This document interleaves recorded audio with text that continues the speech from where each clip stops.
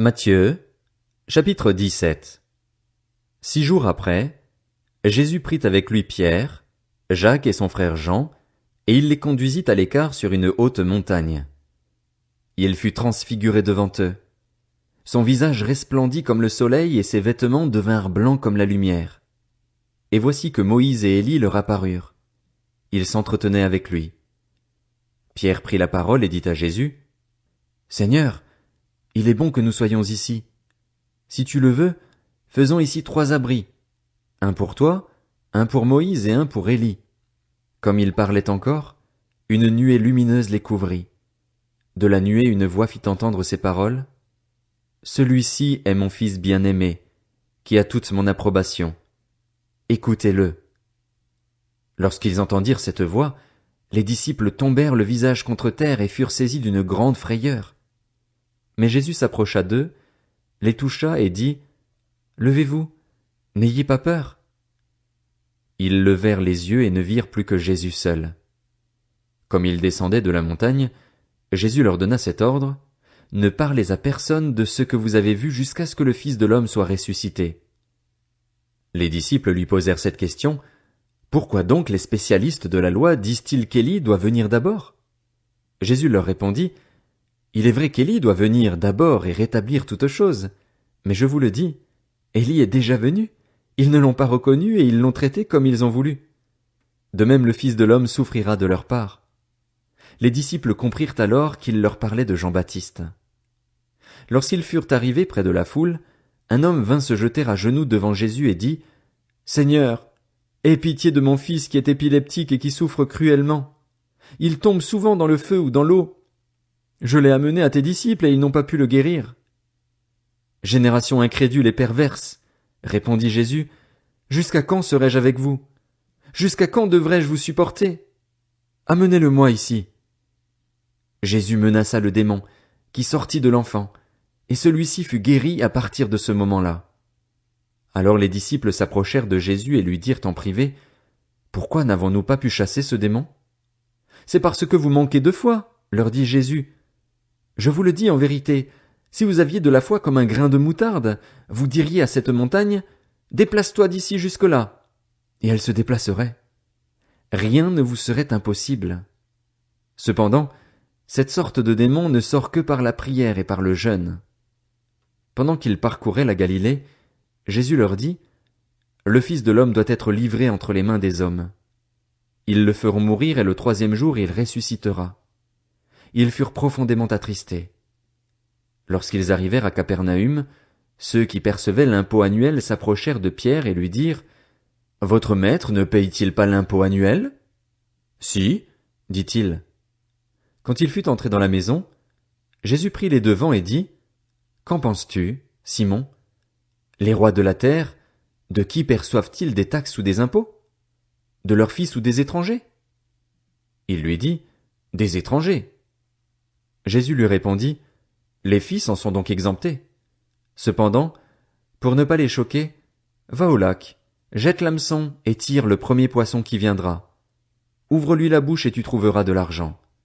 Prends-le et donne-le-leur pour moi et pour toi. » Matthieu, chapitre 18. À ce moment-là, les disciples s'approchèrent de Jésus et dirent, « Qui donc est le plus grand dans le royaume des cieux? » Jésus appela un petit enfant, le plaça au milieu d'eux et dit, « Je vous le dis en vérité, si vous ne vous convertissez pas et si vous ne devenez pas comme les petits enfants, vous n'entrerez pas dans le royaume des cieux. C'est pourquoi, celui qui se rendra humble comme ce petit enfant sera le plus grand dans le royaume des cieux. Et celui qui accueille en mon nom un petit enfant comme celui-ci m'accueille moi-même. Mais si quelqu'un fait trébucher un seul de ces petits qui croient en moi, il vaudrait mieux pour lui qu'on suspende à son cou une meule de moulin et qu'on le jette au fond de la mer. Malheur au monde à cause des pièges. Les pièges sont inévitables, mais malheur à l'homme qui en est responsable. Si ta main ou ton pied te pousse à mal agir, coupe-les et jette-les loin de toi. Mieux vaut pour toi entrer dans la vie boiteux ou manchot que d'avoir 2 pieds ou 2 mains et d'être jeté dans le feu éternel. Et si ton œil te pousse à mal agir, arrache-le et jette-le loin de toi. Mieux vaut pour toi entrer dans la vie avec un seul œil que d'avoir 2 yeux et d'être jeté dans l'enfer de feu. Faites bien attention de ne pas mépriser un seul de ces petits, car je vous dis que leurs anges dans le ciel sont continuellement en présence de mon Père céleste. En effet, le Fils de l'homme est venu sauver ceux qui étaient perdus. Qu'en pensez-vous? Si un homme a 100 brebis et que l'une d'elles se perde, ne laisse-t-il pas les 99 autres sur les montagnes pour aller chercher celle qui s'est perdue? Et s'il la trouve, je vous le dis en vérité, il en a plus de joie que des 99 qui ne sont pas perdus. De même, ce n'est pas la volonté de votre Père céleste qu'il se perde un seul de ses petits. Si ton frère a péché contre toi, va et reprends-le seul à seul. S'il t'écoute, tu as gagné ton frère. Mais s'il ne t'écoute pas, prends avec toi une ou deux personnes, afin que toute l'affaire se règle sur la déclaration de 2 ou de 3 témoins. S'il refuse de les écouter, dis-le à l'Église. Et s'il refuse aussi d'écouter l'Église, qu'il soit à tes yeux comme le membre d'un autre peuple et le collecteur d'impôts. Je vous le dis en vérité, tout ce que vous lierez sur la terre aura été lié au ciel, et tout ce que vous délierez sur la terre aura été délié au ciel. Je vous dis encore que si 2 d'entre vous s'accordent sur la terre pour demander quoi que ce soit, cela leur sera accordé par mon Père céleste. En effet, là où 2 ou 3 sont rassemblés en mon nom, je suis au milieu d'eux. Alors Pierre s'approcha de Jésus et lui dit, « Seigneur, combien de fois pardonnerai-je à mon frère lorsqu'il péchera contre moi? Est-ce que ce sera jusqu'à 7 fois? » Jésus lui dit, « Je ne te dis pas jusqu'à 7 fois, mais jusqu'à 70 fois 7 fois. C'est pourquoi le royaume des cieux ressemble à un roi qui voulut régler ses comptes avec ses serviteurs. Quand il se mit à l'œuvre, on lui en amena un qui devait 10 000 sacs d'argent. Comme il n'avait pas de quoi payer, son maître ordonna de le vendre, lui, sa femme, ses enfants et tout ce qu'il avait, afin d'être remboursé de cette dette. Le serviteur se jeta par terre et se prosterna devant lui en disant, « Seigneur, prends patience envers moi et je te payerai tout. » Rempli de compassion, le maître de ce serviteur le laissa partir et lui remit la dette. Une fois sorti, ce serviteur rencontra un de ses compagnons qui lui devait 100 pièces d'argent. Il l'attrapa à la gorge et se mit à l'étrangler en disant, « Paye ce que tu me dois. » Son compagnon tomba à ses pieds en le suppliant, « Prends patience envers moi et je te payerai. » Mais l'autre ne voulut pas et alla le faire jeter en prison jusqu'à ce qu'il ait payé ce qu'il devait. À la vue de ce qui était arrivé, ses compagnons furent profondément attristés, et ils allèrent raconter à leur maître tout ce qui s'était passé. Alors le maître fit appeler ce serviteur et lui dit, « Méchant serviteur, je t'avais remis en entier ta dette parce que tu m'en avais supplié.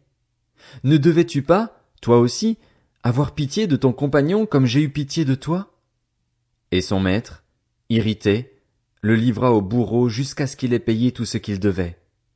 C'est ainsi que mon Père céleste vous traitera, si chacun de vous ne pardonne pas à son frère de tout son cœur.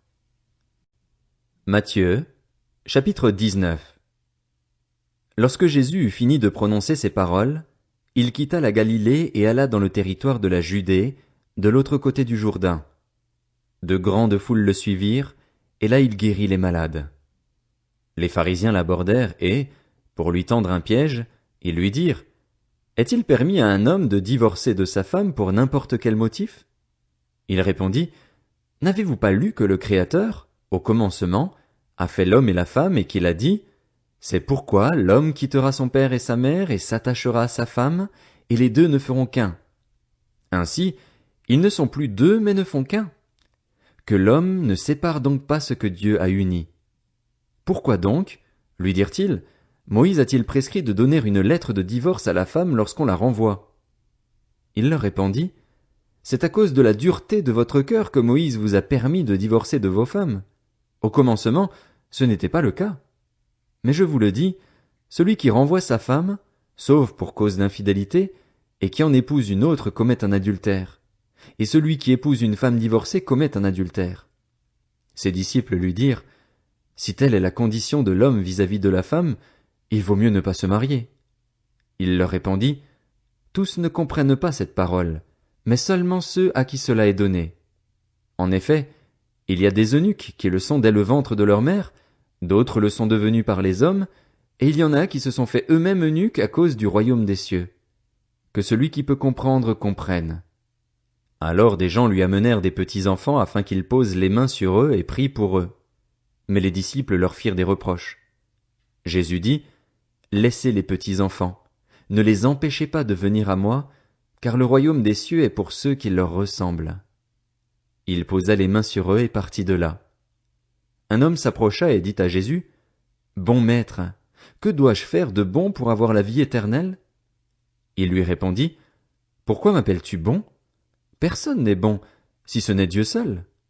Si tu veux entrer dans la vie, respecte les commandements. Lesquels? Lui dit-il.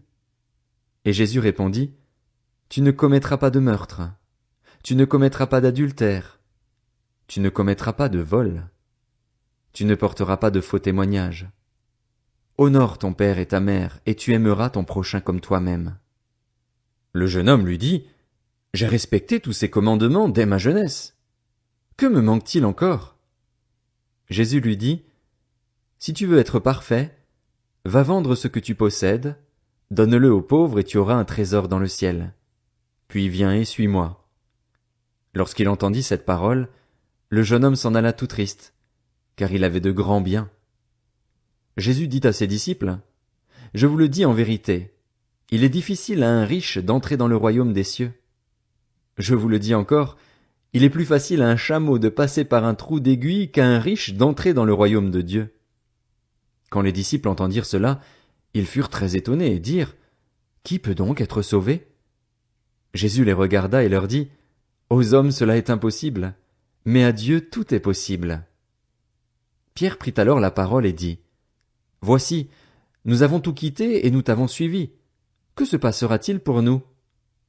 Jésus leur répondit, Je vous le dis en vérité, quand le Fils de l'homme, au renouvellement de toutes choses, sera assis sur son trône de gloire, vous qui m'avez suivi, vous serez de même assis sur 12 trônes et vous jugerez les 12 tribus d'Israël. Et toute personne qui aura quitté à cause de moi ses maisons ou ses frères, ses sœurs, son père, sa mère, sa femme, ses enfants ou ses terres, recevra le centuple et héritera de la vie éternelle. Bien des premiers seront les derniers et bien des derniers seront les premiers.